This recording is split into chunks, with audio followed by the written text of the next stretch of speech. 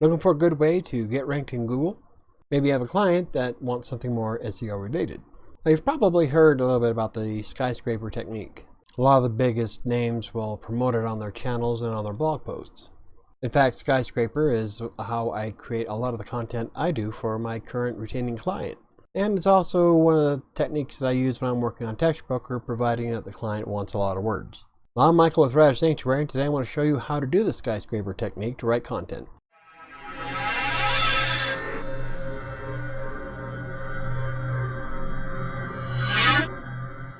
So the Skyscraper technique is when you take an article that's already on the internet to make it better. Now, this isn't necessarily plagiarism. You're just using their outline and seeing how they create content to get it on the top page and then trying to do what you can to improve upon it. It's a platform that I've been using for quite a while and it's worked fairly well. So let's get started making some Skyscraper content. So the first thing you're going to want is your key phrase. Now, this is going to be a short keyword phrase or long tail keywords. In fact, long tail keywords work the best because you're focusing more on a specific niche. But technically, this Skyscraper technique will work with just about anything. Of course, the results will differ depending on the topic and how you create the content, but it's all centered around the focus keyword. For example, let's say that I have a client who wants me to write an article about WordPress security using the WordFence plugin. Now, the first thing I'm going to do is put in WordPress security WordFence into Google. And as you can see, the volume of it for the average month searches is fairly low.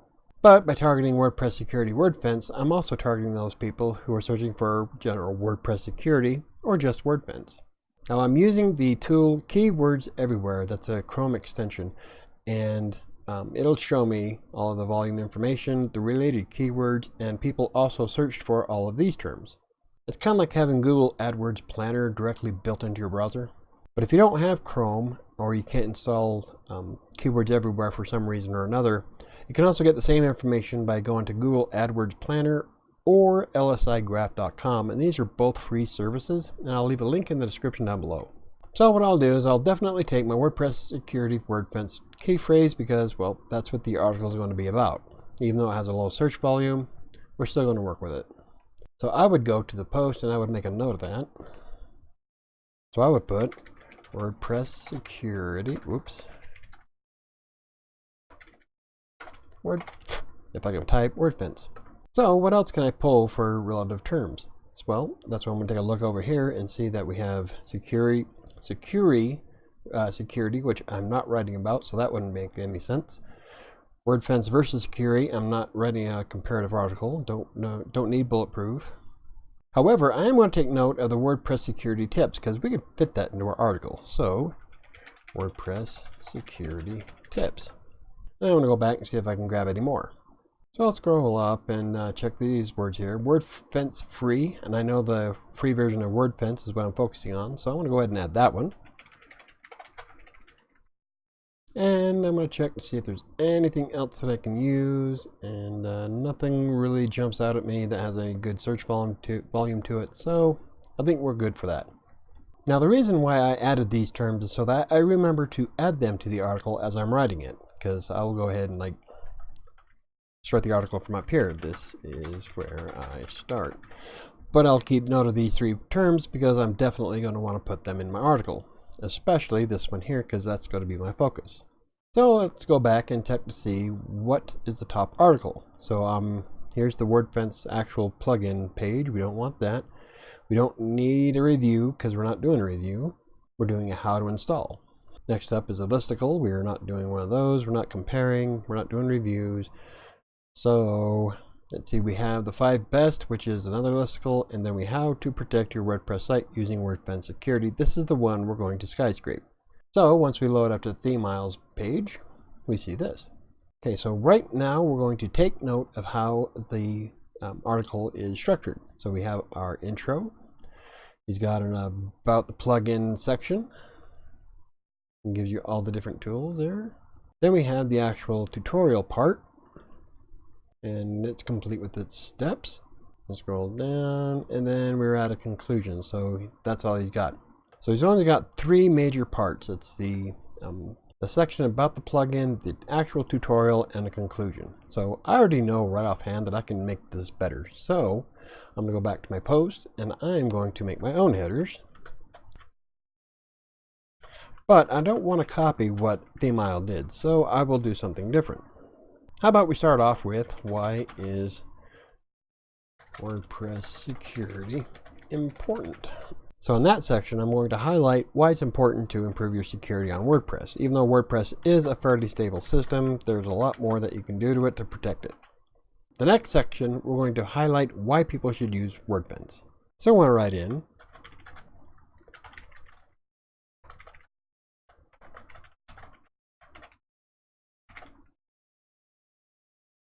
why should you use WordFence? So it's kind of similar to what they did, but I'm definitely going to write it much differently because I'm all about avoiding plagiarism. So the next section, we are going to go ahead and create the tutorial part. So we'll do this as installing WordFence in WordPress. And this is where I'm going to actually have the meat and potatoes of the tutorial, and I'm going to definitely go in farther than what ThemeIsle did. They did kind of a basic setting it up guide. I want to actually show people all the different things you can do with WordFence and some of the settings that you'll want to use immediately. So right there, I'm already adding more information than ThemeIsle did. And then after the tutorial, I like to do something a little bit different. So we're going to do another section. In this section, we're going to do alternatives to WordFence for WordPress security. You see what I did there? Now that I have two headings with WordPress security in it as one of my target keywords, and I also have the WordFence in it. Now with the alternatives, I want to add, usually I'll add like 3 different systems that people can use. So in this case, I'll add like, I don't know, Bulletproof as one of them. I'll add in Security. Whoops.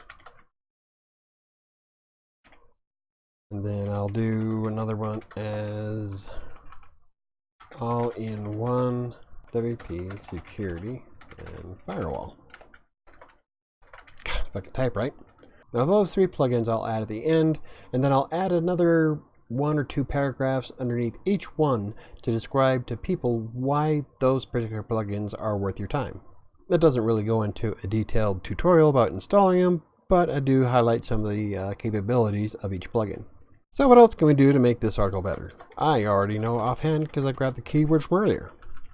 We're going to put in WordPress security tips, but we don't just want security tips. Let's say we're going to add 7 short WordPress security tips, and this could be a bullet list, which is probably what I'll wind up doing. But it'll be tips like things regarding default admin account, never use admin as your default admin account, always make your passwords like super difficult, stuff like that. Just something basic, simple, and easy that people can use in WordPress to improve their security. And it'll be a short bulleted list. It'll probably be less than 200 words actually. And then I'll add my conclusion paragraph, and I hate calling it conclusion and stuff like that. I like to be a little bit more unique. So keep your site protected with WordFence. That'll be my conclusion header. I hate using the word conclusion. It's, I don't know, it just seems kind of boring to me. But there we have it. So now I have the structure of why is WordPress security important. Why should you use WordFence? Installing the WordFence in WordPress, which is going to be the biggest bulk of the article. Alternatives, well, see, that's why I got to proofread. Alternatives to WordFence for WordPress security. And then I'll add the 3. And then I'll add another little short 7 WordPress security tips. And then my conclusion paragraph. So now that I have the layout of my article done, I'll go back and I'll just go ahead and close this page. Now the reason why I closed down that page is so that it removes all possibility of that page influencing my article. So everything I write now is going to be 100% me, using my words, my tone of voice, my formatting, everything. And when I do it this way, usually my Copyscape rating, when it compares my page against another one that I skyscraped, is that I bounce anywhere from 2 to 5%.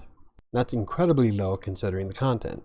Now, all in all, this article is probably going to reach closer to 2,000 words, but it's going to be rich with information about why security is important, why they should use WordFence, 7 security tips, alternatives to it. So it's pretty much fleshed out, way beyond what ThemeIsle did. And then from there, we just go ahead and write our article like normal. We just got to make sure that we use at least these once throughout the article, except for the main key phrase, which is WordPress security and WordFence. At which point I will copy that I'm just going to throw it into Yoast. Bonk. So that way I know that I can keep track of it. So I really don't need it here because I've just used it. Now the secondary keywords, you're fine if you could use them just once throughout the entire article. That's why I like to keep them down at the bottom, so that way I remember that I have to use those terms at least somewhere in this piece. And those are already easy, especially this one because I've already added it in a header. And I'll be adding WordFence is free when I start doing the content for why you should use WordFence. But once that article is complete, you have a completely unique piece of content that has been skyscraped from one of the top pages on Google, and it should score well for SEO. Of course, you do need a title, so for this one, I'm going to go ahead and use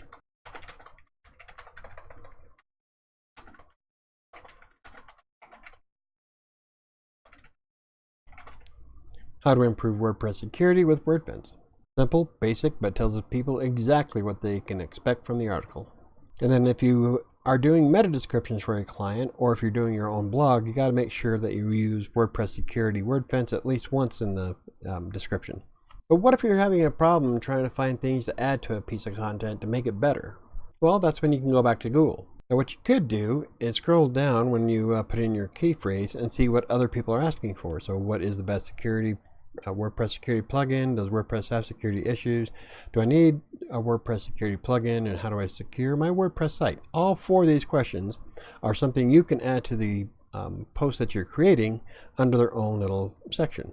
So part of it would be, well, you can take a look at this one here. It's again by Themile, but they have a short little blurb that you can get an idea from about what you can add on your own blog post. And if you notice, when I hit, do I need a WordPress security plugin? I get a couple more questions that are added to the list. And you can just keep going down the rabbit hole and find all kinds of different things, like what are the most popular WordPress plugins and their functions, which will expand it, and how many plugins are too many. But by going through this people also ask section, you can get quite a few ideas about what else to add to an article that you're creating. Now this works for just about any single key phrase or long tail keywords that you use in Google. But if you're in ever any doubt, you can always rely on the who, what, where, when, why, and how. How to install the plugin, what does the plugin do, who needs the plugin. There's all kinds of different ways that you can restructure this particular article. Of course, this is just a sample, and it'll be completely up to what you're writing about, but those kind of questions are often in Google when people are searching. So it's always a good bet that something like that could help improve the chances of you appearing on the front page of Google or even in the answer section itself. The Google answer boxes don't just focus on the top rated content in the search engine. In fact, I've seen answers in those boxes that were from page 2 and page 3. It all depends on the quality and if you're succinct enough to answer a question that someone's asking. So it's probably one of the best ways to go about it, is to try to answer the question as best as possible. So there you have it. That's how I skyscrape content for my client, and it works fairly well for us. Now it's all about making it better and not copying what somebody else did. As you can see, I still took a few of the different things that the Themile did on their page, but I added far more to it to make it my own. And that's the whole gist of it, is just taking something that's there and building onto it, making it better, improving it.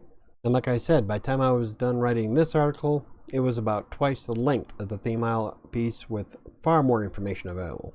Now, when you skyscrape content, that doesn't necessarily mean you're going to score #1 in Google and surpass who you just skyscraped. In fact, there's a lot of different things that go into how you score well in Google.